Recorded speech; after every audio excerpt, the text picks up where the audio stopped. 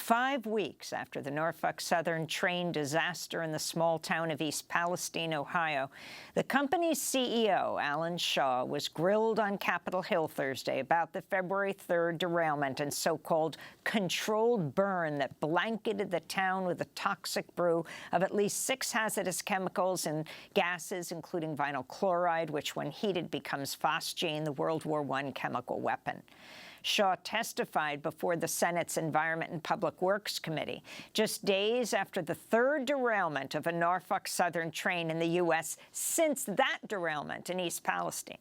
This is part of the exchange with Democratic Senator Ed Markey. Am I correct, Mr. Shaw, that last year Norfolk Southern made $3.3 billion in profits? Yes, sir. And last year we invested over $1 billion in safety. And last year our accident rate, our number of accidents was the lowest it had been in the last 10 years.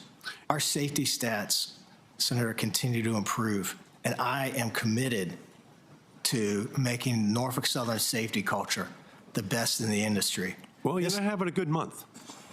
You're not having a good month. And it seems like every week there's another accident that Norfolk Southern is a part of. During his testimony, Shaw also faced questions from Vermont Senator Bernie Sanders about covering the health costs of those impacted by the toxic derailment. You talked about covering the needs of the people of East Palestine. Does that include paying for their health care needs? All of their health care needs? Senator, we're going to do what's right for the citizens of East What's right is to cover their health care needs. Will you do that? Everything is on the table, sir. The Ohio Department of Health reports East Palestine residents continue to experience headaches as well as coughing, fatigue, irritation, burning of the skin after the train derailment. Many remain unsatisfied with the Environmental Protection Agency response, and much of the testing that was carried out by contractors for Norfolk Southern featured in a video the company posted online. Sarah Burnett is a toxicologist with CTEH, an environmental consulting firm. She's one of dozens of scientists in East Palestine helping answer those questions about air quality. So what do you say to them? What is that answer? I say to them that we have detected no vinyl chloride or other constituents related to this incident in the air, and that all of our air monitoring and sampling data collectively do not indicate any short or long-term risks to them, their children, or their families. But a recent ProPublica expose published with The Guardian cited independent experts who said the tests were inadequate for detecting the full range of dangerous chemicals possibly unleashed in the derailment, failed sample the air long enough, and did not prove residents' homes were truly safe. For more, we're joined by 2 guests in Louisville, Kentucky, a state that neighbors Ohio. Monica Unseld is with us, a biologist, environmental and social justice advocate who studied the health impact of endocrine-disrupting chemicals used in plastics like those released in East Palestine. She is the founder and executive director of Until Justice Data Partners and co-lead for the Coming Clean science team of environmental health and justice advocates focused on the chemical and energy industries. And in Albany, the capital of New York, Judith Enck joins us, former EPA regional administrator and president of Beyond Plastics, whose recent New York Times op-ed is headlined, "Why has the EPA allowed the horrific situation in Ohio to continue?" She also wrote a Boston Globe op-ed headlined, "The East Palestine disaster was a direct result of the country's reliance on fossil fuels and plastic." Welcome you both to Democracy Now! Judith Enck, let's begin with you.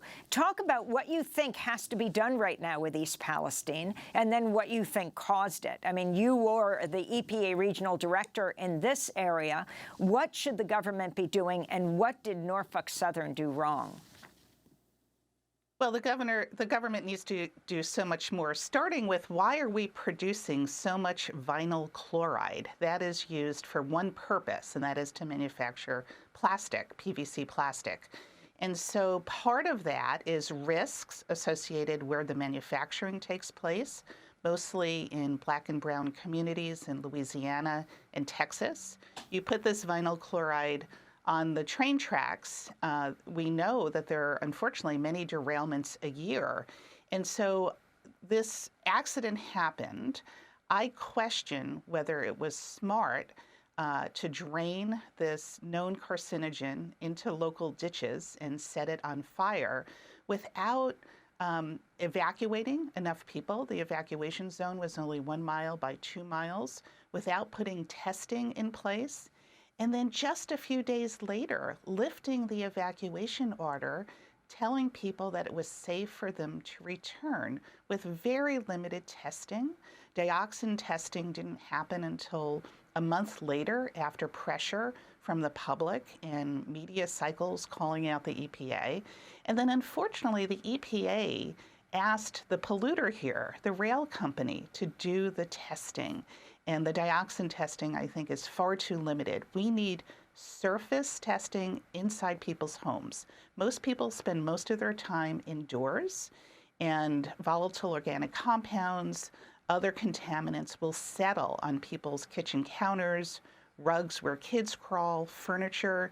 None of those surface areas have ever been tested. The reason I think we're seeing this problem is because the EPA is deferring much too much to the state of Ohio. And starting today, I think they need to turn the page, assert more leadership, and put public health protection front and center. I mean, it is unbelievable that it wasn't the government that did the so-called controlled burn, right? It wasn't involved with it. It was the company, and the company paid the testers as they assured everyone that the whole area is safe. Well, it's not unusual for the EPA to have contractors do some of this testing and monitoring at federal Superfund sites, for instance. But this is a unique situation where people need to have trust in government. EPA should have been doing this themselves. But wasn't Norfolk Southern paying for the testers? Yes, it was their contractors, and sometimes EPA went with them to observe. I think that was a mistake. EPA has scientists, EPA has toxicologists. They should be in the driver's seat here, not Norfolk Southern.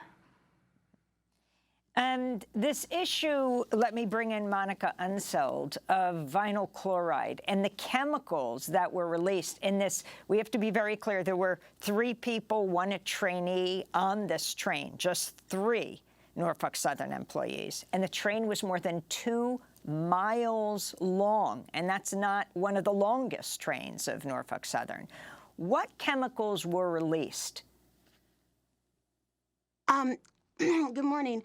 I'm not sure we know. We know of dioxin, we know of vinyl chloride, we know of a few others. My concern is, do we know of the mixtures? What is happening when these chemicals react with other chemicals, especially when you're doing a controlled burn, or those chemicals are encountering other chemicals within the soil, the air, and the water. And I think this leads to a bigger issue of why the EPA and the federal government are not screening these chemicals before they go to market, and why the EPA and the federal government for decades have allowed industry to say, trust us, trust the science, when they really mean their science, or they say that they're going to do the right thing. I think we have decades of research to know and evidence to know that they're not going to do the right thing. And under laws like the Toxic Substances Control Act, the EPA does have more authority, but they're not taking it. So we can't test for these chemicals. With proprietary information laws, we may never know everything that's carrying, the trains are carrying across the continent. So my concern is we may not know what really happened here for years. And what does vinyl chloride do, and what happens when it burns? It's used mainly in plastics, particularly PVC, and plastics that are used in building materials. When it burns, it can create toxic gases that can be very dangerous for people. I know we're looking at the acute effects of coughing and burning, but I don't think we know the long-term effects, because those will be at doses so low that we don't know the health effects. The dose response curves don't look like normal toxicological dose response curves, and so we may not know the health impacts of burning vinyl chloride. Mm-hmm. And the dioxins, explain what endocrine disruptors are? Endocrine disruptors are chemicals that at low doses which are typically lower than what our thresholds at the regulatory agencies are. At low doses, they're either mimicking or acting as an obstacle or blocking our natural hormone systems. So they can act as an estrogen. Most of them are estrogenic. Some are obesogens, where they make it very difficult to lose weight. They've been linked to cancer, behavioral issues in children, learning differences, diabetes, rises in infertility rates. They really are a public health crisis that we've sort of Jurassic Parked our way into, because for one, we're not screening the chemicals, but we're also creating new chemicals that the planet has never seen before. And we don't have the testing that's sensitive enough to determine whether or not they're in the water, the air, or the soil, and what they're doing in our bodies, particularly when they're mixing together. And how long do they last? Some of them are persistent, so they won't dissolve in water. So some can go for months, but some can stay for years, particularly if they're in fatty tissues. And we know with our indigenous tribes in the Arctic, through their diets, their cultural traditions, they are getting a lot of these pollutants like dioxin, which you can mainly get exposed to through food, in the fatty tissues of their traditional foods. I want to go back to the former EPA regional administrator, now president of Beyond Plastics, Judith Enck. Talk about what plastics have to do with all of this and what has to happen at this point.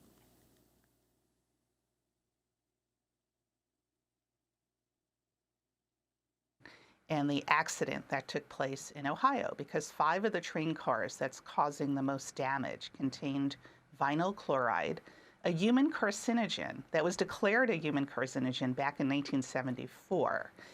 And we have to ask ourselves, is plastic really worth the risk? Businesses tell me all the time that it's cheap, but it's not cheap. Because what about the human suffering and the economic damage of just what, we're in the very early stages of dealing with this toxic train derailment in Ohio. What about the human health impact and economic cost of people living in communities where plastic is manufactured? Most plastic doesn't get recycled. It's mostly a 5 to 6% recycling rate. A lot of it winds up in the ocean. Scientists tell us that within the next decade, for every 3 pounds of fish in the ocean, there will be 1 pound of plastic. So I argue that plastic is not cheap at all, and yet, because of the fossil fuel industry, because of the chemical industry, not because of what we want as consumers, plastic is forecast to double in the next 20 years. That would be an enormous problem from a climate change perspective, environmental justice perspective, and our own health. Now, there are some states and local governments that are taking action to reduce the demand. In New York State, for instance, there's an important bill being debated in Albany called the Packaging Reduction and Recycling Act, which would cut packaging in half over 10 years and would also ban really toxic chemicals like vinyl chloride. The science on plastic is really solid. We know that people have no choice when they enter most American supermarkets. They want alternatives to plastics.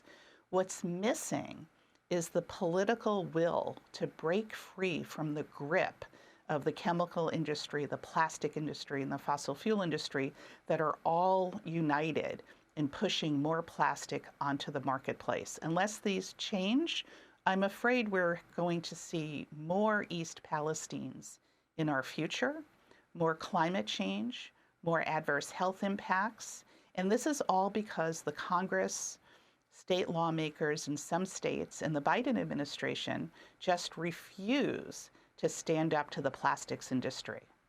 You are calling for, started a public petition, your organization Beyond Plastics, for the EPA to ban the use of vinyl chloride. So what is the replacement for that? And talk more about the effects of vinyl chloride. Well, vinyl chloride has immense health impacts, even when it's not in train cars and being purposely set on fire. It is a human carcinogen. It is used for drinking water pipes for instance, where you can use copper.